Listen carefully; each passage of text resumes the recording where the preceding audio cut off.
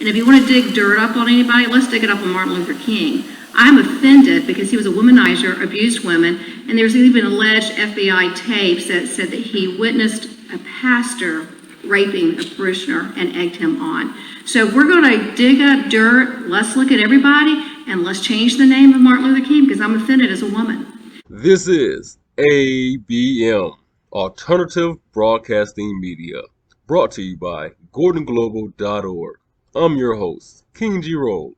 Slaves. He was executor of his father-in-law's will, and he had to oversee that plantation at the time, and within 5 years those slaves were free.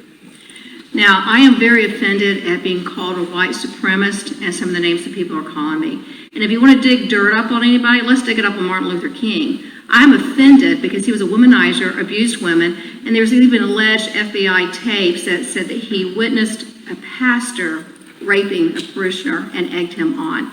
So if we're going to dig up dirt, let's look at everybody and let's change the name of Martin Luther King because I'm offended as a woman.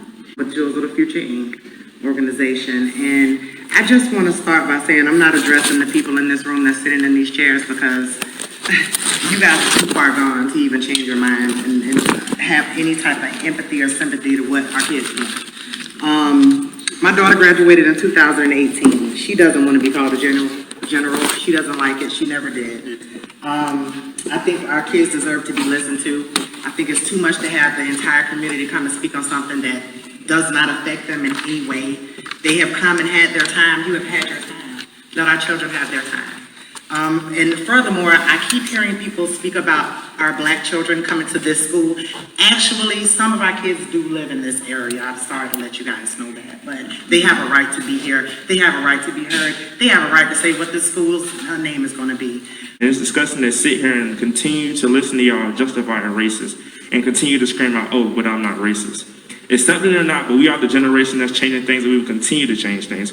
We will make this country equal for everyone, as diverse as possible for all people, not just some redneck 16-year-old white man wearing khakis and plays golf. I believe in peace and understanding, but there's no way I can sit here and even try to understand someone who works as a racist Confederate general. Most of y'all are probably Jaguar fans and Confederate fans at the same time, so y'all are probably used to losing. So get ready to lose some more.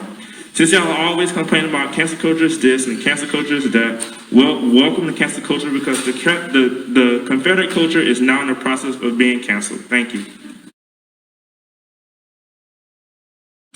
As a child growing up in Jamaica, I didn't know about racism until I came to this country. And standing here in this room, I have now a clear idea of what it is. We need a change, and the people who are here today are supposed to be our older generation, supposed to be the process of that changing. That is not happening. Owner, the biggest and one of the biggest names in this city, offered $250,000 to reestablish the EVAC program. You rejected it. Your predecessor put up Robert E. Lee in the school with a bullwhip. What could the bullwhip possibly be used for? Maybe those 100+ humans that he had. You refused to take it down. And just this morning, you sent a demand to my friend Amy Donofrio, demanding for her to take down her Black Lives Matter flag in the classroom. Amy has been the staunch ally of Black and POC students at this school for years, as you well know.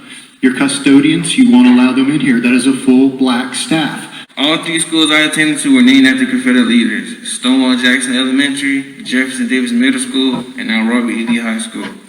See, when I was younger, I didn't really get who they represented or who they were because it was never taught it in my history class. Now, as a young black man about to graduate, I know what they stand for: hatred, racism, and injustice. And in the future, I won't want my kids to go to school and have someone who was hated them, and I want them to feel like they matter.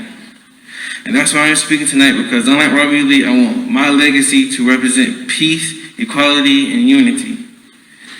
We all have a legacy, and our actions today represent those no longer here and those who are not born yet. And my question to you is, what side of history would you be on?